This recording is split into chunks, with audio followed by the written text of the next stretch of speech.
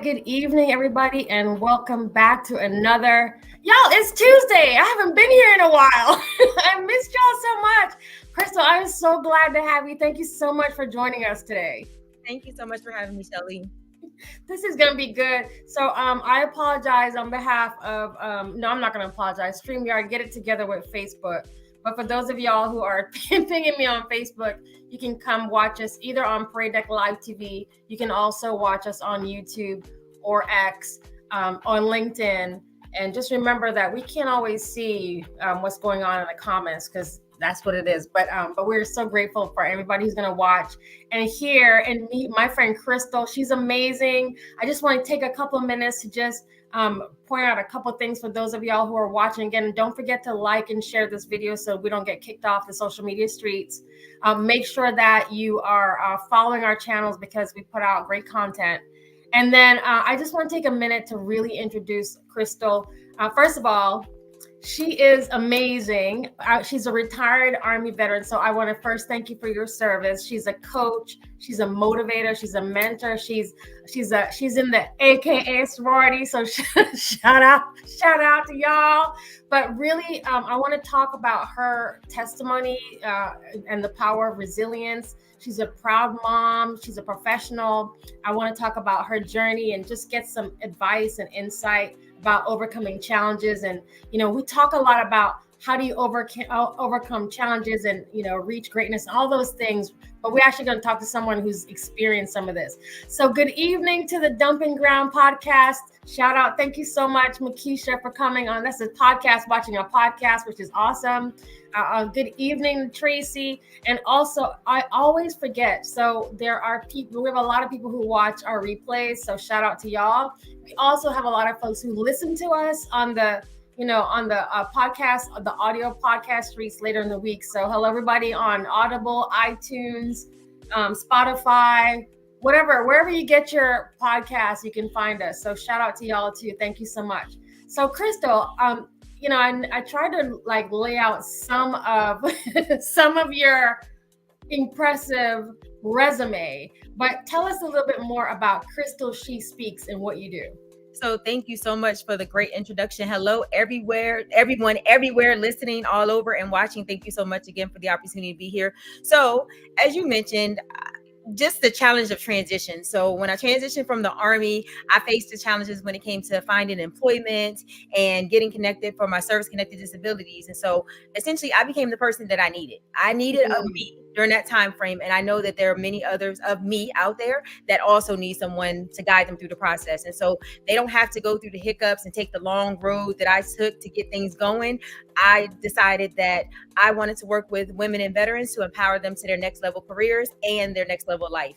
And so what that looks like is me working with just different people and where they are, seeing where they are and helping them to be more confident and understanding how to translate their skills that they have so that they can get access to the federal positions that they want, because as we know, that can be a beast of a process. And so it can be intimidating. And I've heard others say not only is the federal process intimidating, but also getting connected to your veterans resources is also intimidating. And so people will say, no, I don't qualify and I didn't deploy and these catastrophic things didn't happen to me. And yes, those things do happen. And we can clearly say, yes, those individuals are eligible for it. But there are a lot of us that have experienced a lot of things during our service that also make us qualified to receive benefits. And so I want all of us to stop leaving that tax-free money on the table. And so I'm here to help have that conversation and coach through the process so that you can show up in the workplace and get what you want, but also get connected to those resources. So yeah, that's a brief intro. And I so love that. I thank love that. So, and also Tracy, definitely thanking you for your service as well. I'm in an Air Force family myself, and I love the point that you make though about kind of simplifying the process, because it is crazy. It is very confusing, especially if you're transitioning and if you've been in one of the forces serving in some capacity. Maybe you're thinking about leaving that employer, the government employer, and you're coming into the private sector. But even folks who are, maybe you're in the public sector and you want to move into one of these types of roles, this is kind of where Crystal can help you. So for those, maybe you've been a military spouse and you weren't working during deployment, but now you want to go in, this is still a great way for you to get the information. So can you tell us like a little bit more about maybe some of the services that you offer, and what does that look like for someone who is like, listen, I don't know what I don't know what I'm about to do. So that's the importance of having conversations. So I do offer master classes, and so they happen monthly at various times. And so we focus on different parts of that process. And so if I'm not doing one of those master classes, or even after I complete the master class, then I do a one-on-one call. And that's the time for me to get to know you better, what it is that you're looking for and what you need. And so I help you tease out that what you think is next. So I'm listening to you to hear what it is that you need and what you want. And then I'm sharing with you how we can get you there. And so then that's your opportunity to possibly join me on the journey to your next level career, or getting connected to those resources. And sometimes it's even just your next level of life, because of course we know that if the money is in order when it comes to employment, and when it's in order when it comes to those veterans resources, then we can do a whole lot of things. We get a lot of freedom to do a lot of things that we want to. So it's a great process, but just having that conversation and getting connected. And then, once I have, whoever it is decides they're going to join me on the journey, then I take them through a process where there's some training, but there's also some coaching. But I still keep it in, like you said, that very palatable size. You're able to digest what it is that I'm talking about. I'm not trying to make it like it's rocket science, but I want to make sure that you understand exactly what I say.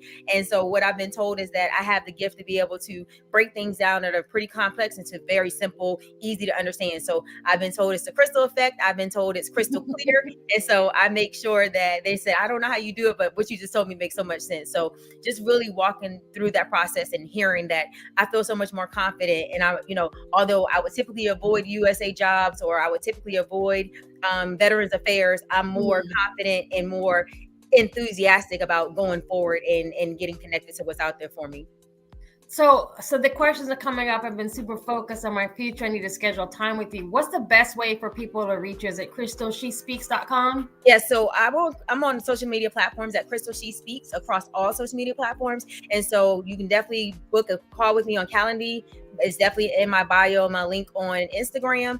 And you can also DM me on any of the other platforms, and I will definitely connect with you and set up a call. So, and y'all, if y'all need to reach her information's in the notes.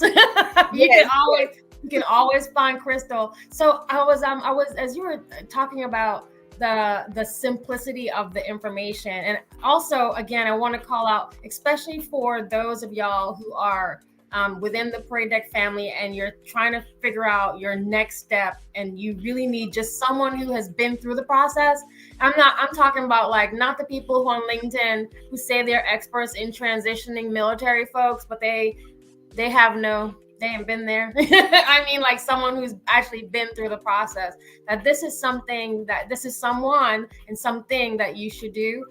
What would you say is maybe one of the challenges or obstacles that you're hearing from your clients, and what makes it so complicated, and what's an example of something that has worked really well? Okay. So one of the things is first getting that resume together. And so I know that could be something, but guess what? Once it's done, that tedious thing that you spent time getting together, you can just keep using over and over again. So I have a different process than what I hear often. A lot of times I hear, oh, you need to tweak it and tailor it to every single announcement. I can tell you, while you're doing that, you might have submitted 5 to my 100 resumes. And so there's a reason why you're only submitting 5 and I've already submitted 100. And so that's a part of that coaching. Like, let me show you the way to make it look like it's always been tailored to each one of those announcements, but it hasn't actually been tailored to each one of those announcements. So that's one of the things. Another thing is apply more, because I've heard, oh yeah, I've applied and I'm not getting anything. And then I say, okay, well, how many applications have you submitted? And so I hear the resounding 5. And I'm like, oh, okay. Do you know how many people are out there applying for positions and not really understanding how to use your veterans hiring preferences, and that there are also hiring preferences available to those that are not veterans, but a lot of people don't know they're out there. And so you're competing with the general public population for these positions. And so how do we do things to leverage what we have to set us apart and give us a better opportunity to get in the door? And so those are some of the things that I hear repetitively. When it comes to the benefits, always saying nothing's wrong with me. Oh, nothing's wrong with me. And I'm like, oh, okay. Well, as a person who has served in various capacities of leadership in the military transition units, I can definitely tell you that there's something wrong with you. There are things that we typically would not believe to claim, because one of the things is, depending on when you came up in the service, we had a habit of, I don't want to go to sick call. I don't want to go to the doctor because I don't want to be separated, or I don't want to come up on the list as being a dirtbag or something like that. I don't want anybody to look down on me. But the point is, you served and things happen to you. You're not a machine. You are a person, and it's okay for you to be vulnerable in that space and really take care of yourself. And so even though you may not have the medical appointments or documentation to back you up, let's have a conversation on how we get what we need to get to give you the best outcome. So those are the few things that I've heard that are repetitive between both of those arenas. The other thing is not knowing what you wanted, like thinking that because I was a cook in the Army or cook in the Air Force, that's what I have to do no matter what. No, you have so many other skills that you're not tapping into, and that you can bring to any organization, and they would be happy to have you. So let's talk about what are these other skills that you may overlook because you just feel like I just had to do it. We've done a whole lot of things that most populations don't have to do. So no matter what job the military puts us in, we have to figure it out and get it done, whether they've given us the direct training for it or not. And so that makes you a perfect candidate to go into a position, because guess what? They're going to train you anyway to the way their department or agency works. So as long as we have some skill sets that we can bring you in with, let's talk about how we get you plugged in.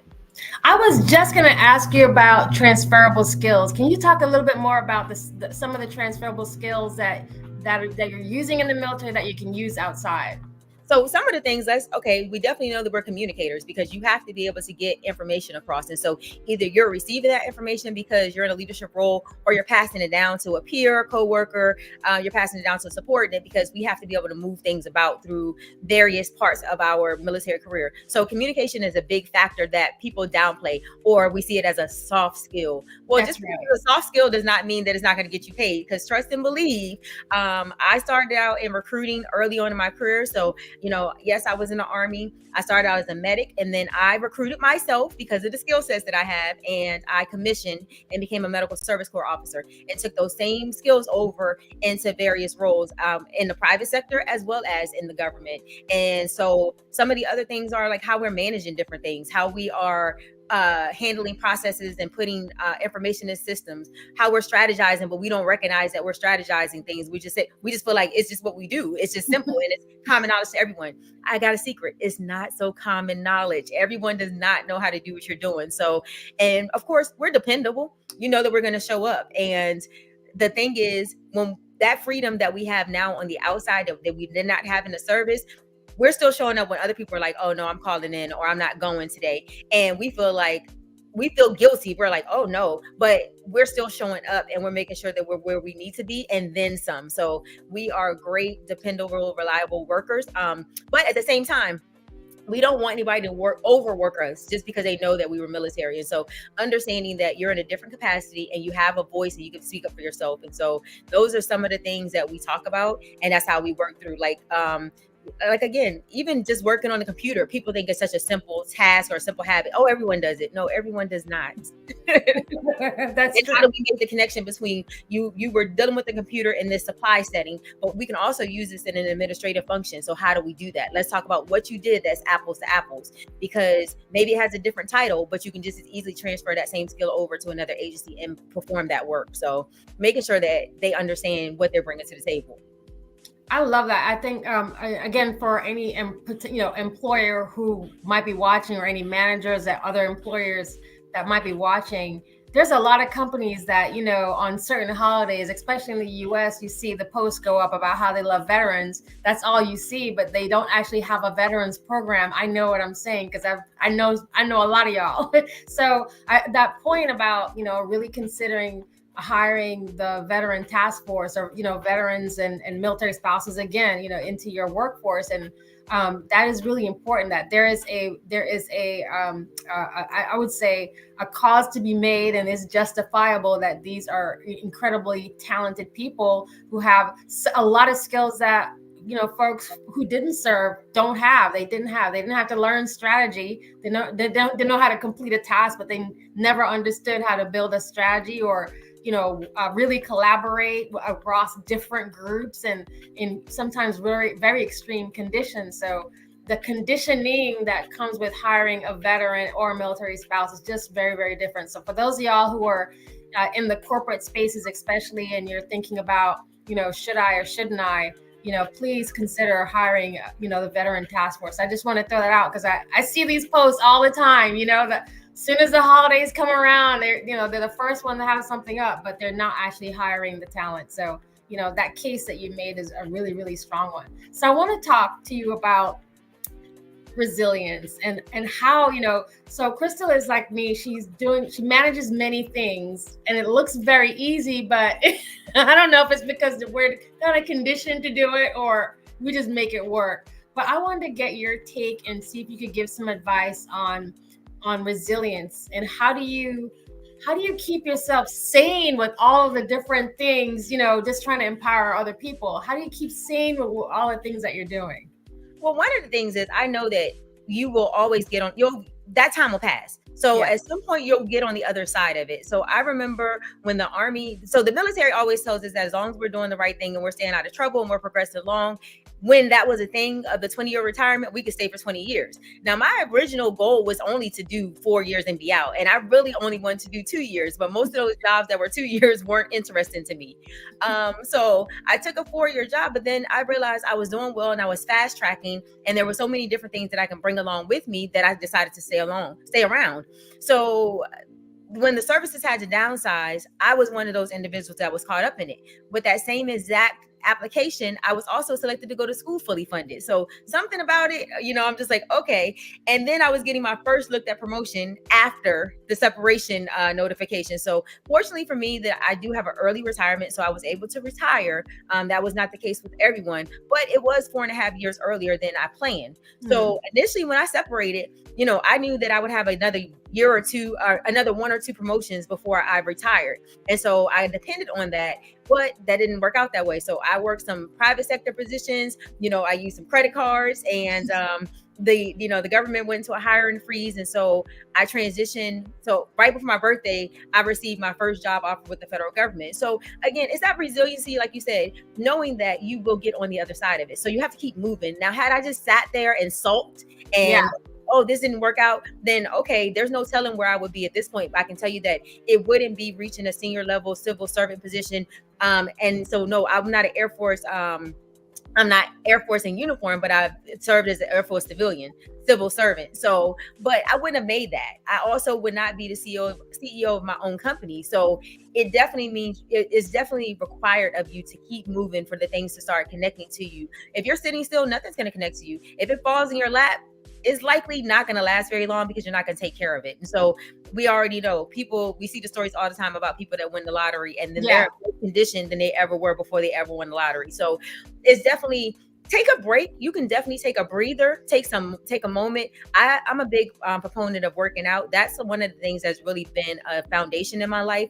And so I really attribute like going to college and joining the military to my fitness background. So I ran track. I went on a full scholarship. So that's how I get my downloads. When I go out for a run, that's my time to myself. I also get to get different things, and things are popping in my head constantly. So I'm running and I'm typing on my phone, writing notes to myself like, oh, and this is what else I want to say. And this is what else is going on. Or I might stop and do a video or a post or something like that. But the thing is, when you start to move, that's when the information will start to come down. That's when you will start to get connected to those you need to get connected to, because people are seeing you and they know. And so you don't feel like it sometimes, but you have to keep going. The only way it does not work is if you quit. That's powerful. I'm going to bring up this comment from Tracy. She said, I did military intelligence. That does not transfer. I struggled starting entry level, and she worked her way up. So that is also to the point of resiliency. Sometimes you have to take a different path, but it's still information, it's still skill sets. There's still some things that you pick up while you're in that particular role that you're building on. and then you're taking that into the next. I wonder if you could have just give some words of advice to maybe some of the folks that are transitioning, but they're having a really tough time finding or landing their next, positions, and just see if we can kind of give any kind of advice to those people who are really struggling right now. Well, I'm going to say Mrs. Pie because I like that. I just want to say, just like you mentioned, the corporations really making space for us and taking advantage of what they have in front of them. Because I will tell you, this is really funny to me. First of all, when I was a junior in college, I actually had someone offer me a position because the voicemail that I left on my father's answer machine for his business, he was a plumber. He had a plumbing company. And so they offered me a position, and I hadn't even graduated school, for $65,000 a year. Now, I graduated college. I had one of those Fortune 500 companies also want to make me a junior consultant, and my aunt's like, nope, she's going back to school. But they were all offering that $65,000, $70,000 range. I hadn't finished school. So fast forward, I finished school, have a master's, have a bachelor's, been a commissioned officer, been a senior, been an enlisted non-commissioned officer in the military. And I get out, and you want to know what they offer me? No. Oh, we have something for you. It's for veterans and blah, blah, blah. Shift work as a security guard. What? Yes.